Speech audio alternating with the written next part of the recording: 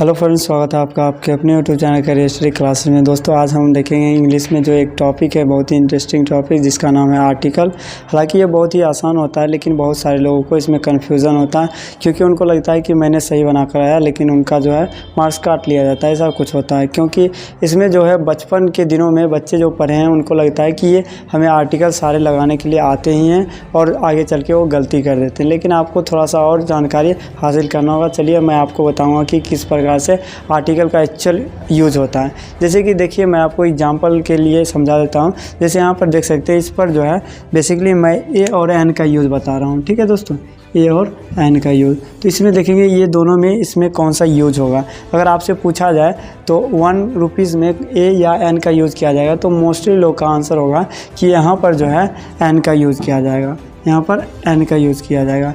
लेकिन ये जो है आपके लिए गलत हो जाएगा।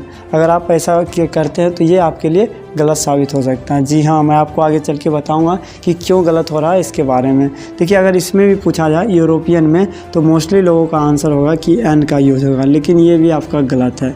अगर आपसे यूनिवर्सिटी में पूछा जाए तो यहाँ भी मोस्टली लोगों का आंसर होगा ए एन होगा, लेकिन यहाँ पर गलत है। अगर इसमें भी पूछा जाए यूनिक का, तो यहाँ पर भी आपका आंसर होगा कि ए एन होगा, ये गलत हो जाएगा। अगर वहीं देखिए, अगर आपको एक अम्ब्रेला का आंसर दिया जाए, UMBRELL अम्ब्रेला, अगर इसमें पूछा जाए तो इसमें भी आप ए एन बोलिएगा, तो ये आपका सही हो जाएगा।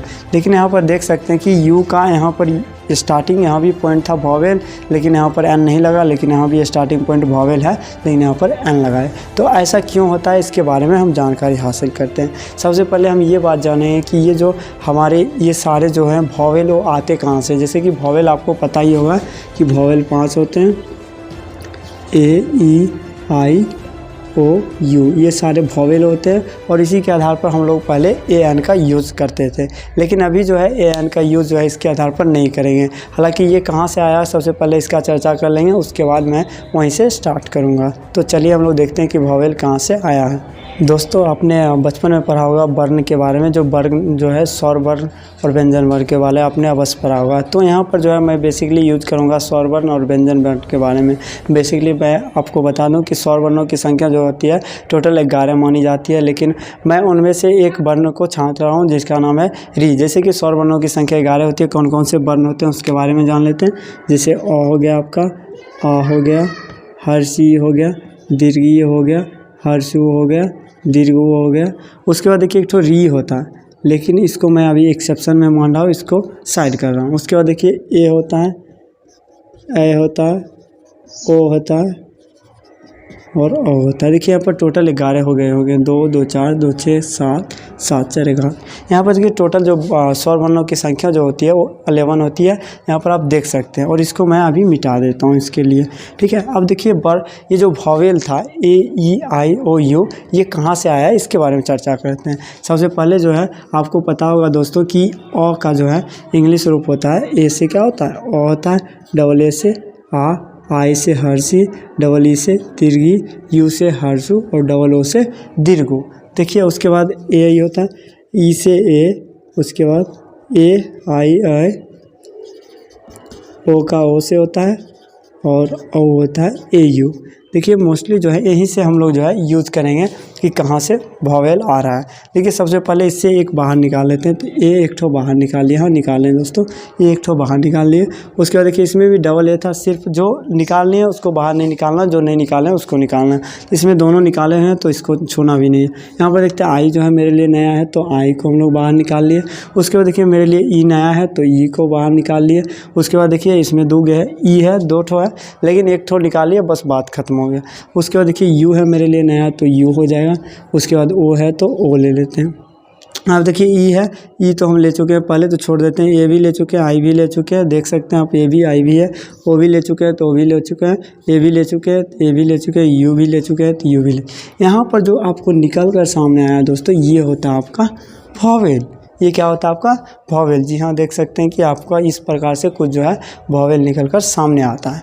थोड़ा सा अब इसके बारे में चर्चा करते हैं कि जब हमको पता हो गया कि वॉवेल आता कहाँ से है, एक्चुअल देख सकते हैं स्वर वर्ण से हमारा जो है वॉवेल प्राप्त होता है। तो जब हमको ये चीज़ पता हो गया, आप समझिए कि एक एग्जाम्पल के जरिए समझते हैं। अगर हमको पता है कि होलसेल सामान वहाँ मिलता है और वहाँ से हम ले सकते हैं, हमको रिटेल भी वहाँ दे रहा है, तो हम वहाँ से ले आएंगे तो कुछ सस्ता पड़ता है। तो उसी प्रकार से समझिए हम डायरेक्ट जो है हम वॉवेल का यूज़ नहीं करते हुए अगर स्वर वर्ण का यूज़ करें तो हम लोग डायरेक्टली जो है ए एन का यूज़ बहुत ही अच्छे तरीके से कर पाएंगे। तो चलिए अभी हम आपको सिखाते हैं कैसे ए एन का यूज़ करते हैं। तो चलिए कुछ एग्जाम्पल के जरिए समझते हैं कि कब हम ए का यूज़ करेंगे और कब एन का यूज़ करेंगे। तो देख सकते हैं दोस्तों, यहाँ पर पहला जो आपका एग्जाम्पल है डैश ईयर, यानी कि इसमें ए या एन आर्टिकल लगाना है। तो देखिए इसका जो उच्चारण होता है ना, उसके आधार पर जो है हम लोग ए और एन का यूज़ करते हैं। यानी उच्चारण में क्या आ रहा है, इसको हम लोग क्या पढ़ते हैं, ईयर पढ़ते हैं। दोस्तों आप ध्यान से देखिए तो इसको क्या पढ़ते हैं, ईयर। यानी कि हर्षी फर्स्ट में आता है तो आपको याद होगा जो भी स्वर वर्ण होते हैं। एक बार फिर मैं लिख देता हूँ, हर्षी दीर्घी हर्षु दीर्घो ए ओ। देखिए इन सबों में से अगर किसी का उच्चारण आ रहा है, अगर हमें बोलने में सबसे पहला लेटर जो है उच्चारण में ये सब में से कोई आ रहा है स्वर वर्ण में से, तो हम लोग उस समय जो है ए एन का यूज़ करते हैं। उस समय हम लोग क्या करते हैं, ए एन का यूज़। तो देखिए कैसे, तो इसको हम लोग पढ़ते हैं ईयर। क्या पढ़ते हैं दोस्तों, ईयर। अगर हम लिखे भी तो इस तरह से लिखते हैं ईयर। तो ये दोस्तों आपका हो जाएगा, देख सकते हैं ये स्वर वर्ण है ई, तो इसलिए इसमें हम लोग एन आर्टिकल का यूज़ करेंगे। स्वर वर्ण था इसलिए हम लोग एन आर्टिकल का यूज़ किए। दूसरी बात की आप देख सकते हैं, इसको अगर हम पढ़ें तो यूनिट पढ़ते हैं। इसको क्या पढ़ेंगे, यूनिट। लेकिन आप लिखिएगा तो कुछ इस प्रकार से लिखाता है दोस्तों, यूनिट। अब देखिए इसमें जो है युवा जो है सबसे फर्स्ट लेटर है, क्या है, युवा। लेकिन मेरे स्वर वर्ण में कहीं नहीं आता, युवा कभी भी हम लोग स्वर वर्ण में यूज़ नहीं करते हैं। तो इसलिए यहाँ पर एन का यूज़ नहीं करेंगे। अगर एन का यूज़ किए तो गलत हो जाएगा, इसलिए अगर हम ए का यूज़ करते हैं तो ये बिल्कुल सही माना जाएगा। ठीक है दोस्तों। अब देखिए यहाँ पर लिखा हुआ है एम ए। देखिए अगर पहले आप देखते एम ए लिखा हुआ है, एम लिखा हुआ है, इसका मतलब वॉवेल नहीं है, हम लोग ए का यूज़ कर देंगे। लेकिन नहीं दोस्तों, एम ए, इसको पढ़ते क्या है, एम ए। तो एम कैसे लिखाता है, देखिए दोस्तों एम, यहाँ पर ए देख सकते हैं, ये जो है एक स्वर वर्ण है। तो स्वर वर्ण है इसलिए यहाँ पर ए एन का यूज़ करेंगे। तो इसकी जगह पर हम लोग क्या करेंगे, ए एन का यूज़। उसके बाद इसी प्रकार से देख सकते हैं, इसको पढ़ते हैं यूज़फुल। क्या पढ़ते हैं दोस्तों, यूज़फुल। तो यू से शुरू होता है तो इसमें भी हम लोग ए का यूज़ करेंगे। और यहाँ पर इसको देखिए ऑनेस्ट मैन पढ़ते हैं। क्या पढ़ते हैं, ऑनेस्ट मैन। तो उच्चारण में सबसे पहले ओ आ रहा है, तो इसलिए ओ जो है एक स्वर वर्ण है, इसलिए हम लोग यहाँ पर ए एन का यूज़ करेंगे। उसी प्रकार से इसको देखिए 1 रुपीज़ पढ़ते हैं, 1 रुपीज़, तो 1 लिखाता है। तो ये देखिए वह जो है एक स्वर वर्ण में नहीं आता, वह जो है स्वर वर्ण में नहीं आता, तो इसलिए हम लोग यहाँ पर क्या करेंगे, ए का यूज़ करेंगे। और यहाँ पर देखिए लिखा हुआ है एस डी ओ। क्या लिखा हुआ है, एस डी ओ। तो एस डी ओ कैसे लिखाता है, एस डी ओ।